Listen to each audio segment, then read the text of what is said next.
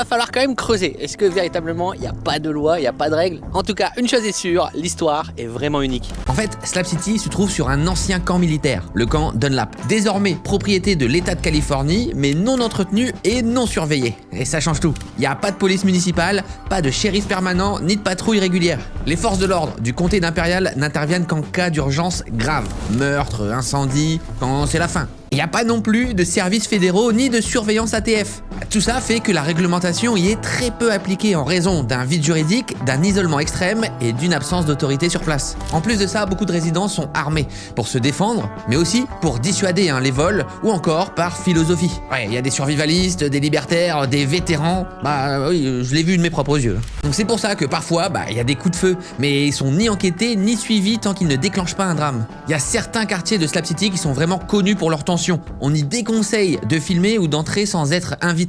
J'y ai fait un petit pas. On va plutôt essayer de croiser des gens ailleurs. En fait, dans cette partie, les habitants sont vraiment armés et paranoïaques souvent. On n'oublie pas que c'est des exilés et qu'il y a des histoires assez profondes.